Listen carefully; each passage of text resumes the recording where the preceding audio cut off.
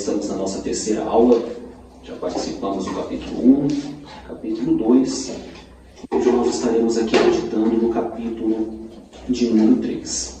Tem um título em negrito aí que nós aprendemos na aula anterior, que ele não faz parte do original bíblico, mas ele está aí para nos direcionar acerca do que o texto estará tratando em sua totalidade.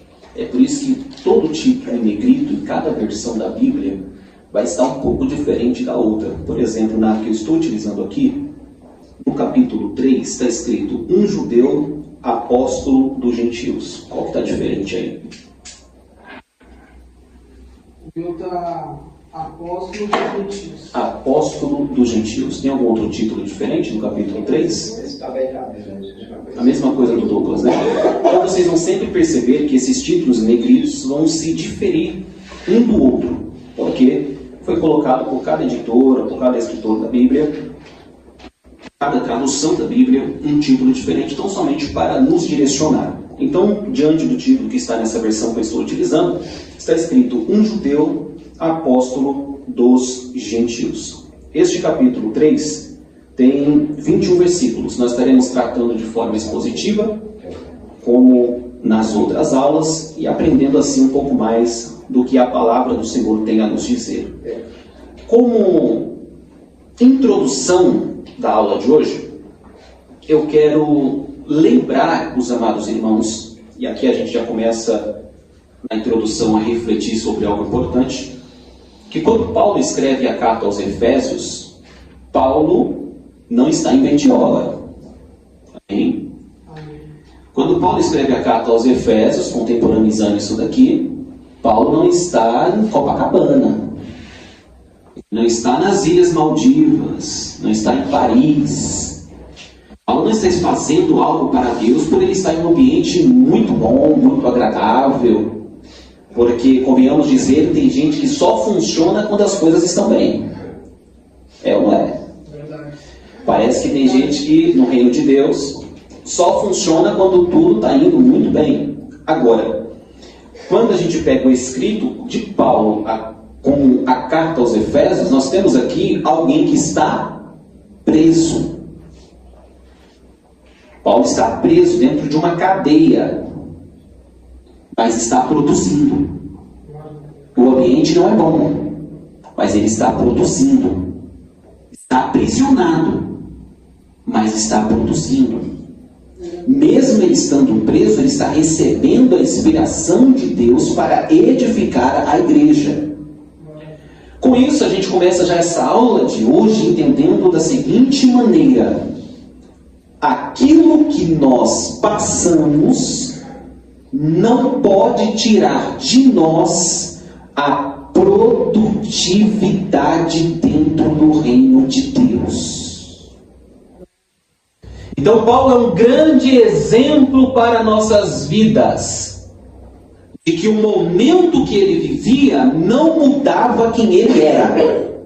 Repita isso daqui comigo, porque isso é profundo. Diga: o momento que eu vivo não pode mudar quem eu sou em Cristo.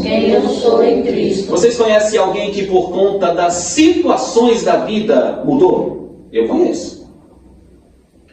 Pensa aí, não fala não, mas pensa em pessoas que por conta de situações externas mudou internamente. Mudou o jeito de viver, mudou o jeito de falar, mudou o jeito de ser, mudou o jeito de prestar o culto ao Senhor. As pressões da vida fazem algumas pessoas até pararem de fazer a obra de Deus. É por isso que é importante estudarmos a Bíblia, que a gente quer falar de Paulo, falar de Pedro, falar de Tiago, mas às vezes a gente não fala o que eles passaram, o que eles viveram. E hoje nós estamos tendo a oportunidade de estudar um texto que Paulo escreveu dentro da cadeia. Era para esse homem estar depressivo, até porque ele não fez nada de errado para estar preso. Porque uma coisa é você ser condenado por aquilo que você praticou, você vai pagar diante da justiça. Outra coisa é você ter sido injustiçado e continuar crente. Está entendendo isso daqui? Injustamente ele foi preso. Aí a gente poderia pensar, se fosse os Paulos, tem nenhum Paulo aqui não, né? É só um exemplo. Se fosse os Paulo de hoje da igreja, eu não vou pregar mais não, Deus deixou eu ser preso. Não fiz nada. Só porque eu estava pregando a palavra de Deus, vou parar de produzir. Não, independente do que aconteça na vida do cristão, permaneça o mesmo em Deus. Não abra mão daquilo que Deus te deu. Não abra mão do que Deus te confiou. Não abra mão do que grita dentro da tua alma. Estando bem ou mal, faça o querer do Senhor. Lembra de Abacuque? A gente já vai dar início aqui à aula. É só uma questão introdutória para a gente entender que mesmo preso, Paulo está produzindo. Lembra de Abacuque? Ainda que a figueira não floresça, ainda que não haja produto da vide, ainda que o produto da oliveira minta, todavia eu me alegrarei no Senhor, o Deus da minha salvação. As circunstâncias não podem mudar o cristão. Não são as circunstâncias que mudam um cristão. É o cristão que tem que mudar apesar das circunstâncias. Aleluia. Quem achou o texto, diga glória a Deus. Glória a Deus. Capítulo 3, versículo 1 da carta aos Efésios diz assim: por esta razão, este versículo vocês conhecem muito bem. Por esta razão, eu, Paulo, sou prisioneiro de Cristo Jesus por amor de vós, não judeus. Ora, nós acabamos de entender na introdução que Paulo está... Que isso, vou pregar para cá que a irmã está mais atenta aqui. Nós acabamos de entender que Paulo está escrevendo uma carta enquanto ele está preso. Mas olha o que Paulo vai dizer: eu sou prisioneiro de Cristo. Vamos dar um tempo aqui, peraí. Quem manda prender Paulo é na época do imperador Nero. Então, Paulo não está preso por conta de Nero. Ele está dizendo, eu sou prisioneiro de Cristo. Paulo está tirando o controle da vida dele da mão do Estado e está dizendo, eu estou aqui por conta de uma causa e não por conta de um governo. Paulo está preso e está dizendo, o que me colocou aqui não foi o Estado. O que me colocou aqui foi a causa que eu defendo. Por conta da pregação aos gentios, Paulo está aprisionado, mas está dizendo, estou aprisionado como um prisioneiro de Cristo e não como um prisioneiro de Nero. O domínio da minha vida não está no Estado. O controle da minha vida não está no Estado. O que está acontecendo comigo está dentro dos planos do querer e do desejar de Deus. Porque o que acontece em nossas vidas não é o Estado que domina, não é o Estado que determina. A tua vida não está na mão de governo nenhum. A minha e a tua vida está e permanecerá no controle do absoluto Deus da nossa alma. E é interessante que Paulo vai dizer, estou aqui por conta de vós. Vós quem? Os gentios. Porque ele foi levantado para pregar aos não-judeus, aos que não eram judeus. Então Paulo está dizendo, eu estou passando por algo e não é nem por mim. Paulo não precisava passar por isso. Você precisa entender um negócio aqui. Diga assim comigo, Paulo não precisava passar por aquilo que ele estava passando. E aí vem uma pergunta na nossa mente. Se ele não precisava passar por aquilo que ele está passando, por que ele está passando? Por amor. Amor a uma chamada. Eu sei que falar sobre chamada hoje é falar sobre pódio, é falar sobre troféu, é falar sobre coroações humanas, é falar sobre glórias humanas. Chamada hoje é status. Chamada hoje é glória humana, é aplauso. É bom você ter uma chamada hoje, nos dias atuais.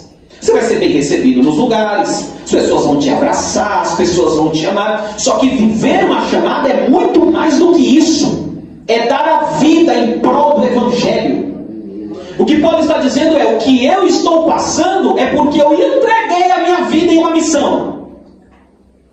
Deus me levantou para pregar aos gentios.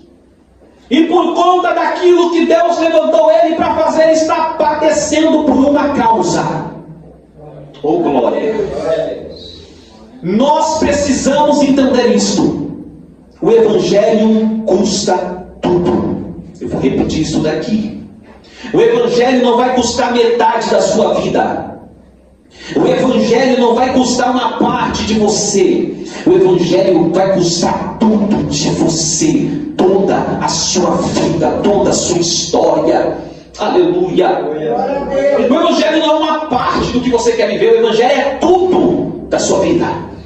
É uma entrega por completo. Paulo está dizendo, eu me entreguei. E eu sei que tem consequências. E nem sempre as consequências, você precisa realmente estudar a palavra juntamente conosco. É muito importante a gente aprender isso. Nem sempre as consequências de viver o Evangelho serão favoráveis. Não, irmão Alex, se é assim eu não quero. Então vai. Porque eu pensei que viver o Evangelho seria somente ganhar a glória deste mundo, as riquezas deste mundo. Venha para Cristo e pare de sofrer. Ah, tá bonito. Quer dizer que teu Cristo sofreu na cruz, padeceu na cruz do Calvário, e você quer só as bênçãos do Evangelho. O Evangelho é sofrimento, é padecer por causas. Qual é a causa que nós estamos padecendo no dia chamado hoje? Qual é a causa que nós estamos envolvidos? Quando nós não nos envolvemos em uma causa, não lutamos por algo, não sofremos por algo, alguma coisa está de errado em nossa conexão com o céu. Jesus não te chamou para uma rede espiritual. Que é bom, né? Para lançar na rede, tomar uma água de coco, comer um camarão, oh glória. Eu preciso que está do seu lado, Evangelho é batalha. Lute pelo reino, lute pela sua casa, lute pela sua família, se envolva em uma causa. E Paulo está envolvido, está sofrendo consequências desse envolvimento dentro do reino. Diga para quem está do seu lado, não tem para onde correr. Você já está envolvido demais. Aleluia. Aleluia. Vamos lá para o versículo 2. Se é que sabeis da dispensação da graça de Deus, que me foi concedida em vosso favor. Peraí, então quer dizer que Deus colocou algo em Paulo que não é para Paulo. Eu vou falar devagarinho para você entender. A gente tem até 00:30, né? É isso aí, vamos lá. Então, Paulo está dizendo que Deus colocou algo nele que não é para ele. Tem algo dentro de você. Tem isso daqui, vou explicar bem explicadinho, já amassadinho, só para você se alimentar. Tem algo dentro de você que não é para ficar em você. O que Deus colocou em você não é nem por causa de você, mas é por causa de outros. Glória a Deus. É por isso que você sente o peso dessa chamada. Glória a Jesus. Porque aquilo que está, a vocação celestial que está sobre cada um de nós, não para em nós. Paulo está dizendo, Deus colocou algo em mim por vós. Glória a Deus. Então o que está em você, que foi colocado por Deus, não para em você. Glória a Deus. Está entendendo isso daqui? É como se fosse uma fonte. A fonte para na fonte? Nos limites da fonte? Não, ela jorra. E por onde a fonte de água, por onde as águas que saíram da fonte passam, gera vida. Aleluia. Glórias a Deus. Versículo 4. 3. E como por revelação me foi manifestado o mistério, conforme vos escrevi acima de forma resumida. Por que vos escrevi acima? Lembra que eu falei que não há divisão de capítulos nas cartas? Os capítulos foram divididos posteriormente para nos auxiliar na leitura bíblica. Mas quando a gente está lendo um texto, temos que lembrar que há uma junção do capítulo anterior para o próximo capítulo. Temos que analisar se está iniciando uma história nova ou não. Aqui está continuando tudo que nós estudamos no capítulo 1 e no capítulo de número 2. E aqui Paulo de novo vai falar sobre a questão do mistério. Lembra que eu disse que crente gosta dessa palavra? Alguma coisa acontece? É mistério. Glória a Deus. Deus, mistério. Mas o que é um mistério na Bíblia? Paulo está explicando desde o capítulo 1, capítulo 2, vai continuar agora no capítulo 3, falando sobre o que é um mistério na Bíblia, na palavra. O que significa um mistério na palavra? A palavra mistério para nós, na nossa língua portuguesa, significa algo obscurecido. Algo que ainda não se revelou. algo que não sabemos como se define. Quando a gente diz isso é um mistério, e nós estamos falando isso é algo indefinido. Quando nós dizemos isso é um mistério, nós estamos falando isso é algo ainda não descoberto. Quando nós dizemos isso é um mistério, nós estamos falando isto é algo que precisa ser, aleluia, descoberto. Agora, qual é o mistério que a Bíblia está citando? E por que nós aprendemos a falar tanto essa palavra mistério? E qual é a profundidade, na verdade, a raiz dessa palavra dentro da Bíblia? Que mistério é esse? Vou perguntar para vocês. Que mistério é esse? É o que a gente vai descobrir aqui nessa noite. A Bíblia fala de mistério? Fala. E agora eu quero saber, que mistério é esse? Tem mistério no Evangelho? Tem. Está encoberto ou descoberto? Mas vamos descobrir pela palavra de Deus. Então você vai sair daqui, dentro deste texto aqui, um dos pontos que você vai sair aprendendo aqui é: eu vou saber o que biblicamente significa mistério de Deus. O que é o mistério de Deus? O que é o mistério que Paulo está falando dentro desta carta? Vamos ver? Versículo 3. Como por revelação, me foi manifestado o mistério, conforme eu vos escrevi acima de forma resumida. 4. Assim, quando vocês lerem, podeis perceber o meu entendimento sobre o mistério de Cristo. Então, quando vocês forem ler o que nós já lemos, capítulo 1, capítulo de número 2, vocês vão conseguir entender o entendimento de Paulo acerca do mistério, que já não é mais mistério, o mistério de Cristo. Versículo 5. Esse mistério, qual? Diga, o mistério, na palavra, tem nome e já foi revelado. Pergunta para este irmão do seu lado, qual é? O mistério. Olha aí, Jesus. Eita. O mistério é Cristo. Glória a Deus. E aí a gente vai entender por que o mistério que Paulo está dizendo é Cristo. Vamos continuar a leitura. Versículo 5. Esse mistério não foi dado a conhecer as pessoas de outras gerações, mas agora foi revelado pelo Espírito Santo aos apóstolos e profetas de Deus. Nas gerações anteriores, de fato, era mistério, era algo encoberto. Os profetas falavam sobre alguém que eles não sabiam como seria. Um dos profetas que mais falou sobre o mistério de Deus foi o profeta Isaías, conhecido como profeta messiânico, que mais falou acerca da chegada de Cristo. Foi o que vislumbrou até imagens de Cristo, o Cristo sofredor, aquele que não tinha aparência, não tinha formosura, era tido como homem de dores, mas ele não viu o mistério de Deus. Eles tinham uma ideia do que seria, mas não contemplaram o mistério de Deus. Então as outras gerações não viram. Sabiam que existia um mistério a ser desvendado, mas esse mistério era desvendado apenas na chegada do Messias, que é a pessoa do próprio Deus que se fez carne. E Paulo está explicando acerca disso. Olha o versículo 6. Significando que por intermédio do Evangelho, os não-judeus são igualmente herdeiros com Israel. Olha o mistério sendo desvendado e revelado. Coisa que eles não imaginavam nunca. Jamais um judeu imaginaria que o gentio, a palavra gentio, quando você lê na sua Bíblia aí, era todos aqueles que não eram judeus. Se não fosse judeu, era chamado de gentio. Ponto. E qual era o problema? É que os judeus se achavam o único povo de Deus. E qual é o mistério? É que Deus não era apenas Deus dos judeus. Glória a Deus. Só que até então estava encoberto. Eles pensavam ser o único povo exclusivo de Deus. Era um mistério. Mas a chegada da pessoa de Cristo, esse mistério começa a ser então desvendado. Deus não é Deus de um povo, Deus é Deus de povos. Glória a Jesus. Aleluia. É só leitura, vem na tua Bíblia. Significando que por intermédio do Evangelho, ou seja, por intermédio de Cristo, os não-judeus são igualmente herdeiros com Israel, membros do mesmo corpo e co-participantes da promessa em Cristo Jesus. Isso aqui é lindo demais, o que Paulo entendeu acerca do Evangelho. O que Paulo está explicando é: no Evangelho não há judeu, não há grego, não há gentil, não há estrangeiro, não há nativo. Jesus não tem o Evangelho para judeu, o Evangelho para grego, o Evangelho para estrangeiro. Jesus não morreu na cruz um dia para o judeu, um dia para o gentil. Não, ele morreu de uma vez por todos e por todos os povos. E Paulo está justamente dizendo isso. Vou revelar um mistério para vocês. A morte de Cristo foi para todos.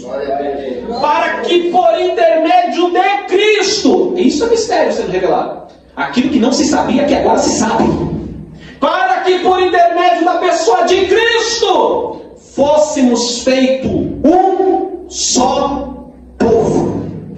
Um povo herdeiros da promessa, na pessoa bendita de Cristo. Isso é Bíblia, o resto é conversa fiada.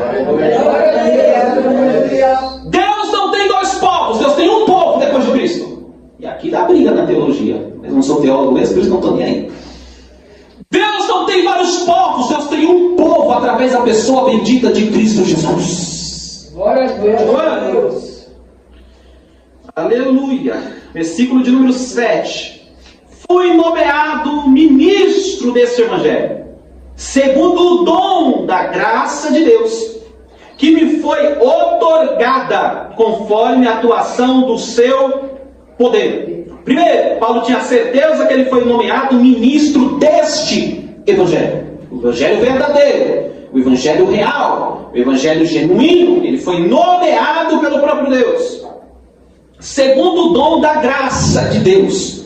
Este dom vem pela graça, pelo favor imerecido, que me foi outorgado conforme a atuação do seu poder. Por que conforme a atuação do seu poder? Porque ele entende que a mensagem do Evangelho tem que ser a lógica em chamas.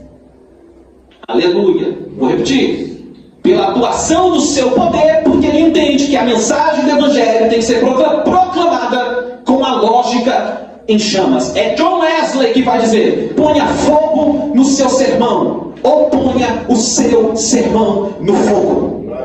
Aleluia. Não adianta ter muita ideia sobre o Evangelho e pouca chama de Deus na alma. Toda mensagem, seja um estudo, seja uma pregação, tem que arder na chama do Espírito Santo de Deus, pela atuação do poder de Deus. Glória a Deus. Porque não é sobre o quanto nós falamos, é sobre o quanto Ele nos usa enquanto nós falamos. Glória a Deus. Embora, versículo 8, isso aqui não é falsidade não, antes que vocês pensem aí quando eu ler. Paulo não está sendo falso no que ele vai dizer aqui. Paulo está simplesmente entendendo a posição que ele tinha. Versículo 8, lê pra gente, Douglas. A mim, o menino de todos os santos, me foi dado esta graça de anunciar entre os gentios, por meio do Evangelho, as riquezas incompreensíveis de Cristo. Olha como Paulo se considerava. Paulo era apóstolo, sim ou não? Sim. Teve experiências grandiosas com Deus, sim ou não? Sim. Mas ele vai dizer: eu me considero o menor de todos. Por quê? Porque Paulo sabia de onde Deus tinha tirado ele. Paulo era um perseguidor da igreja. Paulo levava crentes para dentro da prisão por pregar Cristo. Ele não cria que Cristo era de fato o Messias enviado por Deus, até ter encontro com ele. Então Paulo jamais deixou aquilo que Deus deu para ele subir ao coração dele, ao ponto de ele se considerar o menor de todos os santos.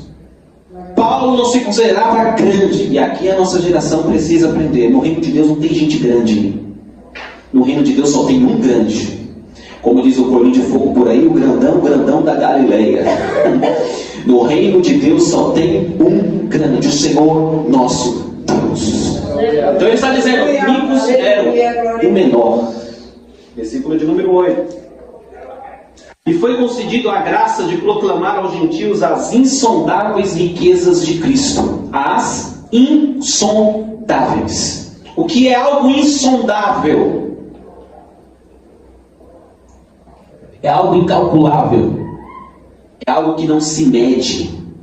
Paulo está dizendo assim: as riquezas de Cristo. E Paulo aqui não está falando de prata, ouro e bronze.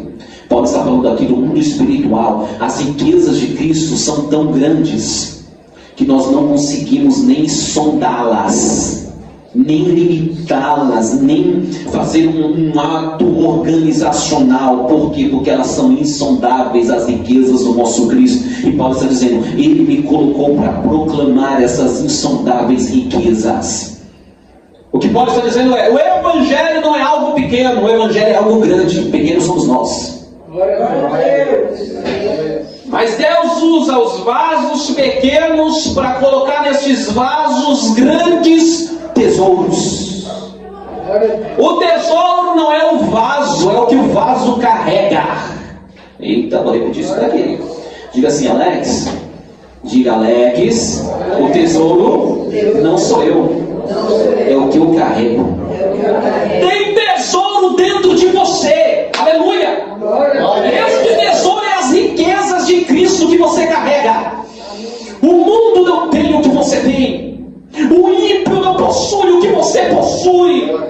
Valorize aquilo que está dentro de você, porque as riquezas de Cristo, Ele depositou essas riquezas, não foi em vaso de ouro, foi em vaso de barro mesmo, para que a glória, para que o poder e a excelência não fossem do vaso, mas daquilo que o vaso carrega. Oh, aleluia! Nós carregamos as riquezas espirituais. Nós carregamos dentro de nós as riquezas celestiais. Você pode estar como eu, não tem R$1 no bolso, mas dentro de nós tem riqueza do céu, que alimenta vidas, que alimenta almas. Aleluia! Louvado seja Deus. Versículo de número 9. E para revelar, ei, a todos, diga assim comigo, isso que está em mim, não pode parar em mim. Ei, Deus te chamou para revelar a todos aquilo que Ele colocou dentro de você. Agora, vamos lá, vamos falar aqui baixão aqui, para ficar só aqui entre nós, só entre amigos aqui. O que tem de represa parada dentro da igreja. O mosquito da dengue que gosta, né, pastor?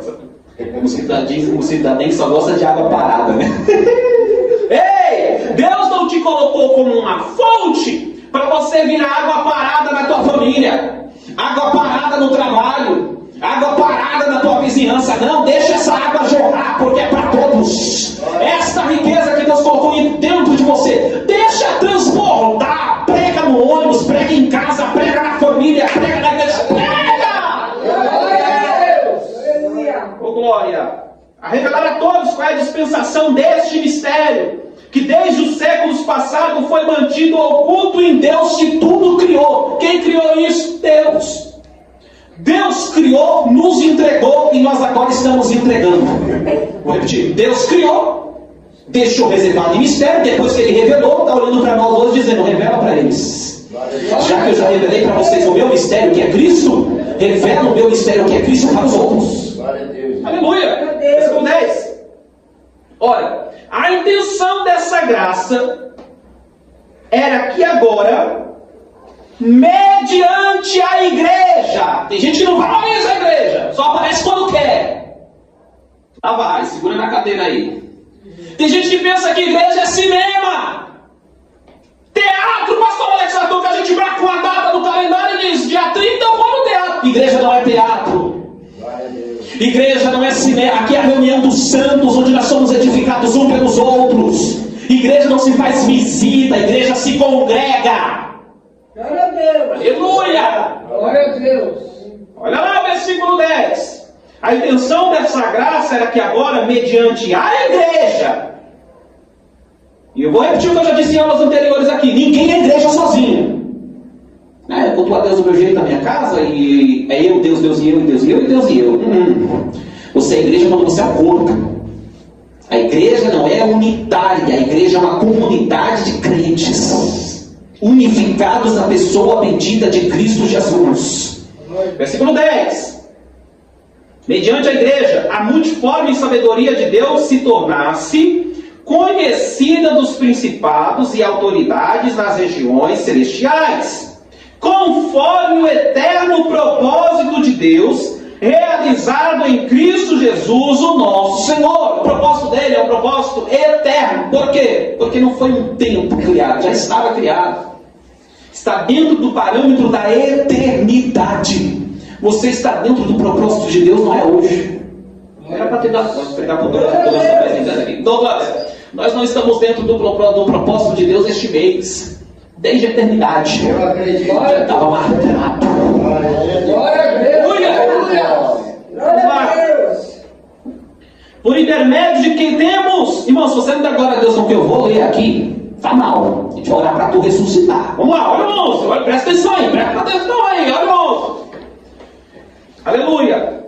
O 12. Por intermédio de quem temos livre acesso a Deus. Eu vou lançar a pergunta antes de eu continuar o versículo. Quem é que vai impedir você de chegar a Deus hoje? Quem é que vai te impedir de ter acesso a Deus? Quem é que vai barrar a tua vida dentro do reino? Eu não sei o que está te barrando, mas pela autoridade da palavra, eu vou te dizer, o acesso está liberado. Se tiver cadeia espiritual prendendo a tua vida aqui nesta noite, receba esta palavra. Você está liberada, você está liberado. O acesso está garantido. Em plena confiança pela fé em sua pessoa. Portanto, versículo 13: rogo-vos que não vos desanimeis por causa das minhas tribulações em vosso benefício, pois nisso está a vossa glória. Olha o que Paulo está dizendo. Se a minha tribulação está gerando bênção para a vida de vocês, não desanime. Paulo está dizendo, eu prefiro sofrer para ver vocês bem.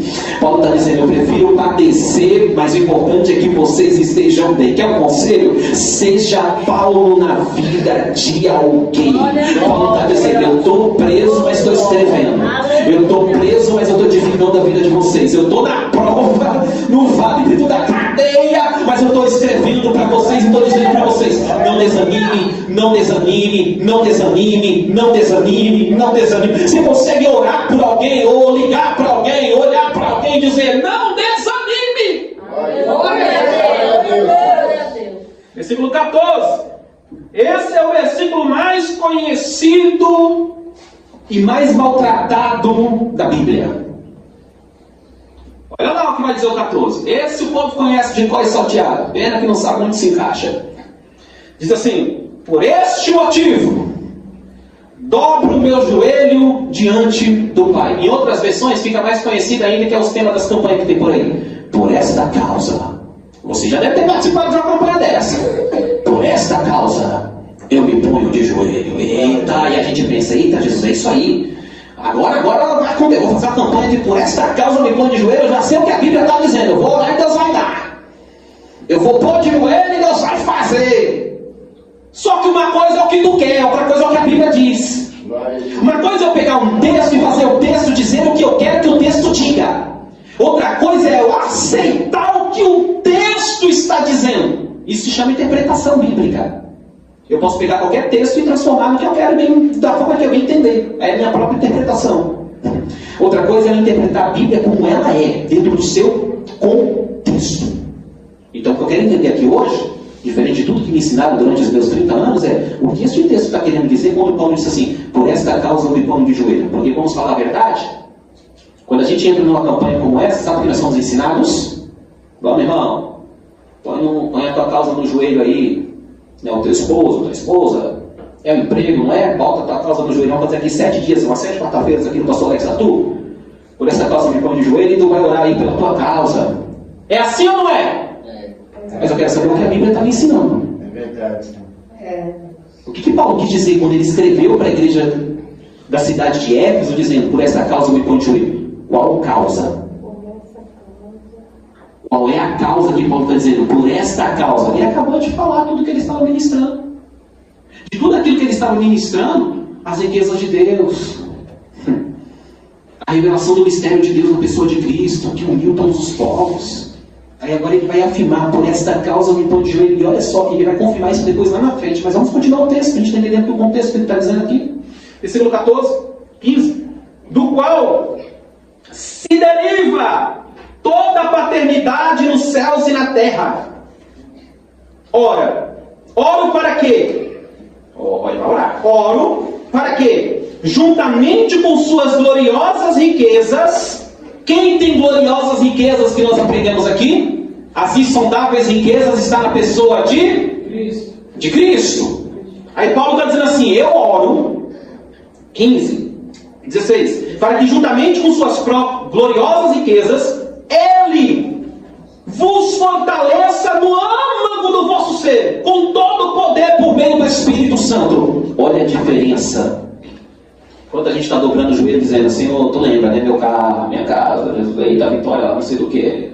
Paulo está dizendo assim, eu boto o meu joelho no chão para que, vou ler de novo, eu boto o meu joelho no chão para que juntamente com as gloriosas riquezas ele vos fortaleça no âmago do vosso ser com todo o poder por meio do Espírito Santo. Eu vou exemplificar para vocês entenderem o que Paulo estava dizendo aqui. Paulo diz assim, como se Paulo estivesse dizendo, Douglas, eu vou dobrar o meu joelho para quê?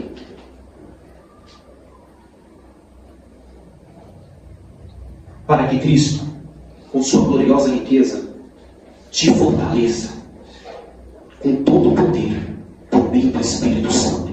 E se por esta causa eu me ponho de joelho, Paulo não orava por ele, diferente do que é ensinado por ele. Era pela igreja. Era Paulo dizendo assim, eu boto meu joelho no chão por vocês, para que Deus enriqueça a vida espiritual de vocês. Era Paulo dizendo, eu boto meu joelho no chão para que Deus fortaleça a vida de vocês. E hoje a gente só quer saber de nós. A gente só quer saber das nossas próprias coisas. A gente só quer saber das nossas próprias vitórias. Paulo está preso, irmãos. Porque num momento como esse, Deus que me perdoe, eu preso num momento como esse, eu já estaria escrevendo assim, eu estou aqui de joelho para Deus me tirar daqui. Eu não sei você, mas eu estaria escrevendo e falar assim, olha, eu estou aqui de joelho para Deus me tirar dessa prova. Eu estou preso. E vocês podem dobrar o joelho de vocês aí também, para Deus brotar na terra. Não, Paulo não está preocupado com ele. Paulo está preocupado com os irmãos dele, para que os irmãos dele estão orando de joelho dobrado, dizendo assim, Deus, fortalece a vida dos meus irmãos, enche eles do Espírito Santo, dá a bênção para Deus nas regiões celestiais. Está vendo a diferença? Como a gente transforma o Evangelho.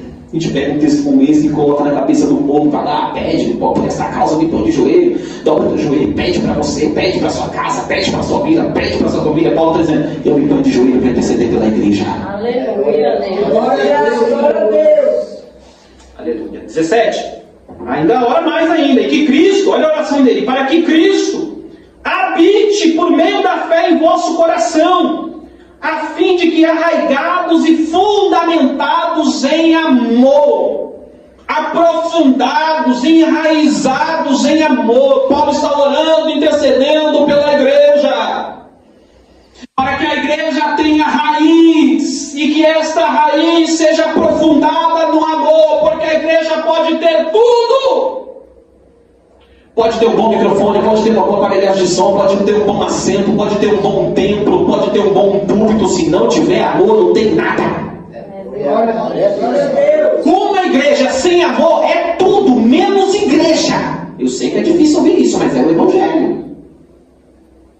Pode ter data show, pode ter luzes, pode ter fumaça, pode ter o que for. Se não tiver amor, não é igreja. 1 João capítulo de número 4, versículo de número 7 e 8, o pastor João vai escrever na sua carta pastoral, amados, amemos-nos uns aos outros, porque o amor vem de Deus, e todo aquele que ama é nascido de Deus e conhece a Deus, e se não ama, não conhece a Deus. Por quê? Porque Deus é amor. Uma igreja sem amor é um clube social menos igreja.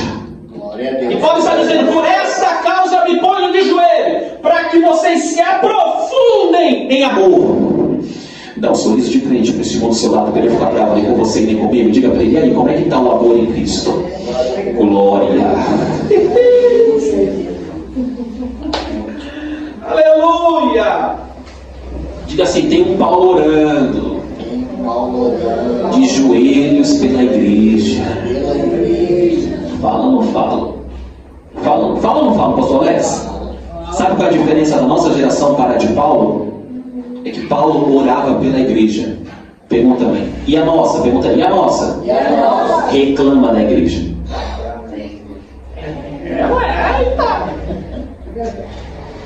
Diga, e a nossa? Murmura da igreja.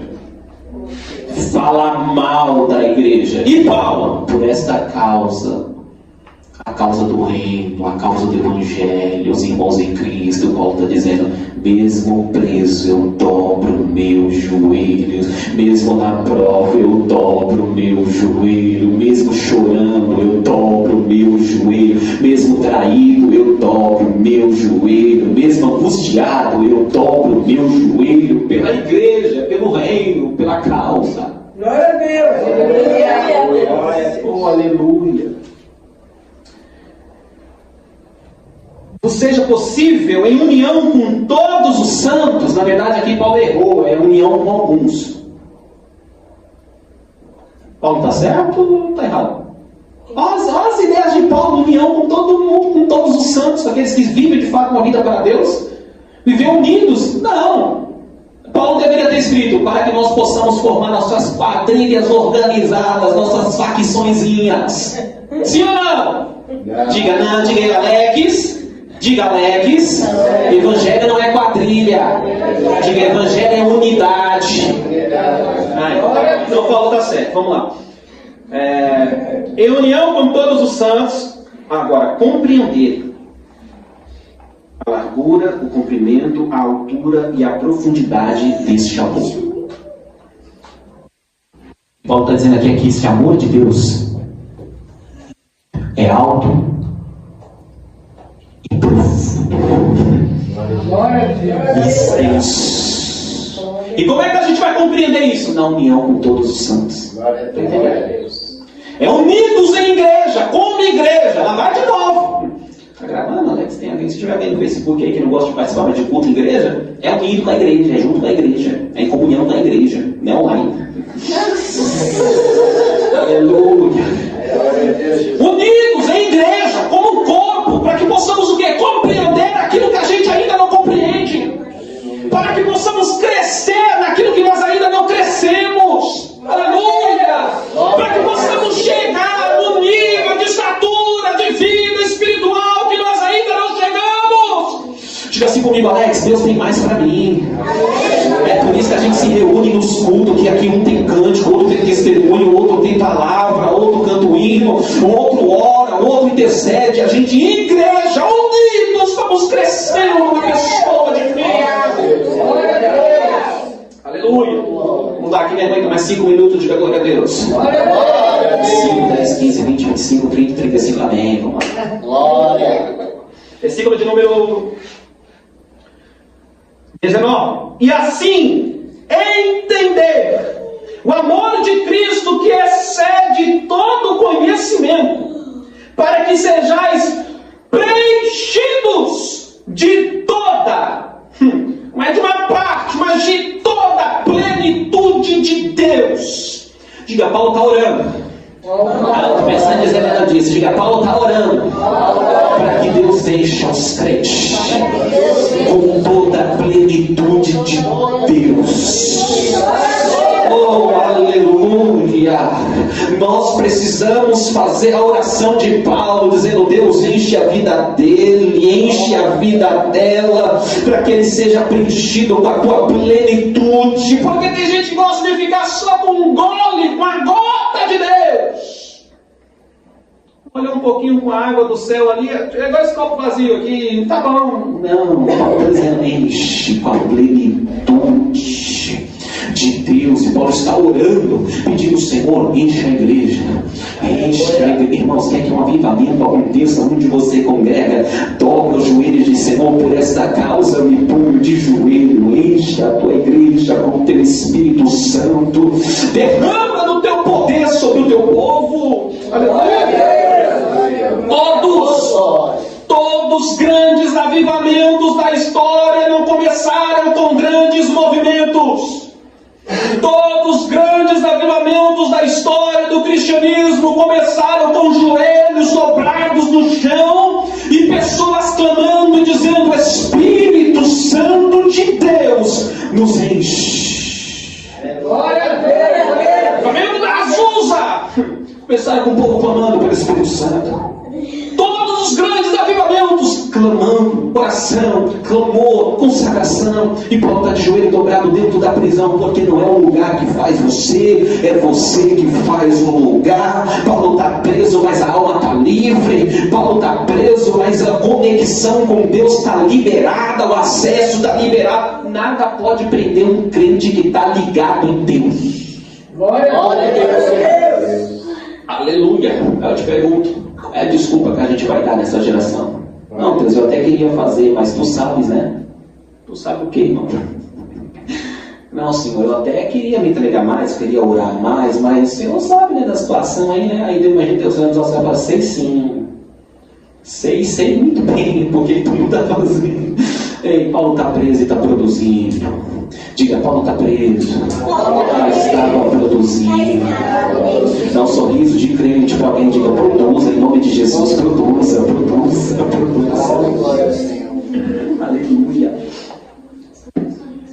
Aquele que é poderoso. Quem é poderoso? Paulo? Ele está dizendo, aquele. Glória a Deus, Jesus. Aquele, né? Não é nós. O que temos não é nosso. Tudo que temos é emprestado dele. O dom espiritual que tu tem não é teu. Ou tu acha que é seu? É dele. Ele só emprestou. E ele vai querer que você dê conta naquele dia daquilo que ele te deu. Não sei se te avisaram sobre isso, mas se não te avisaram, tu está sendo avisado agora. Sabe isso aí que Deus te deu? Ele vai requerer isso daí naquele grande dia. O que é que tu fez com o dom? O que é que tu fez com aquilo que ele depositou em você? Aí Paulo está dizendo assim, aquele que é poderoso. Paulo está dizendo assim, porque os irmãos bem sabem que eu tenho poder. Porque tem gente que acha que é o dinamite do céu, né? O dinamite do Senhor. Então, se eu cantar, se eu pregar naquele culto, deixa o pastor Alex a turma da bolinha daquele microfone para ele ver. Ou pega. Não, o poder não é seu, o poder é dele. Glória a Deus, Jesus. A gente é só o canal por onde este poder passa. Glória a Deus. Aleluia. Aí Paulo está dizendo no versículo de número 20. Já vai finalizar, 21. Vamos 20. Aquele que é poderoso para realizar infinitamente mais de tudo que pedimos ou imaginamos. Isso que é Deus, irmãos. Tudo aquilo que você já pediu para ele, Paulo está dizendo assim, só isso aí? Ele é poderoso para fazer muito mais. Não vai dizer muito mais, vai dizer infinitamente mais. Aleluia. Esse é o teu Deus. De acordo com o seu poder que age em nós. Porque o poder não é nosso, o poder é dele agindo em nós. Olha o 21, como é que ele finaliza? Quem pode ler pra gente aí?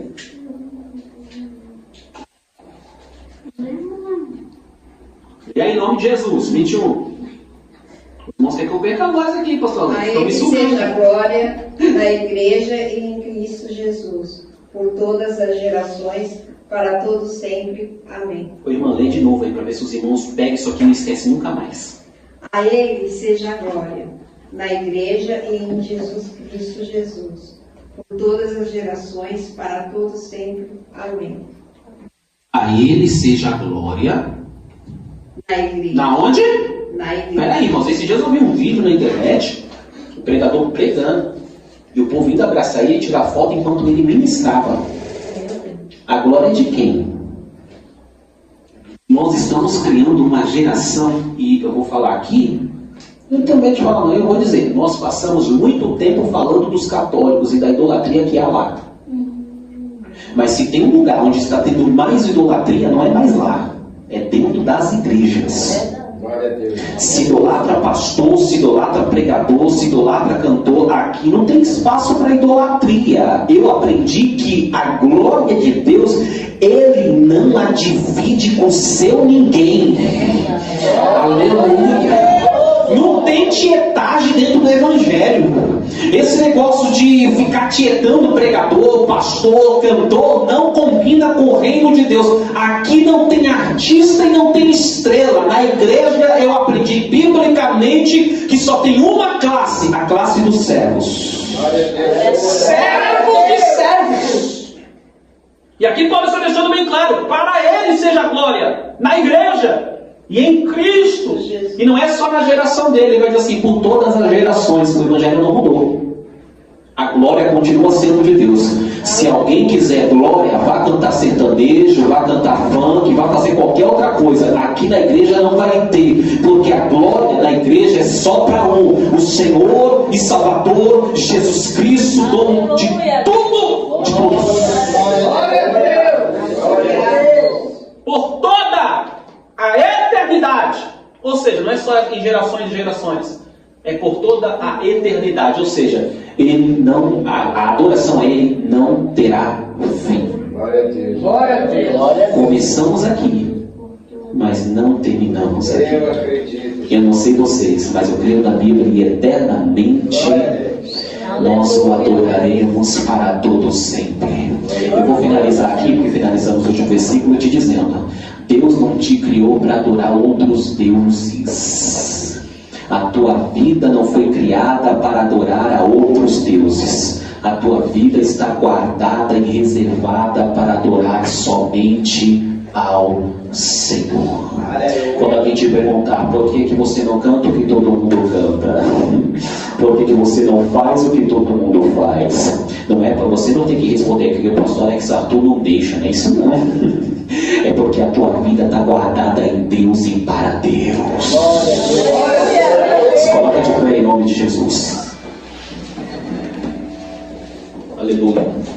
Capítulo 3 hoje. Semana que vem estaremos estudando o capítulo de número 4. Então, durante essa semana, vocês têm a lição de ler o capítulo de número 4 da carta aos Efésios. Amém?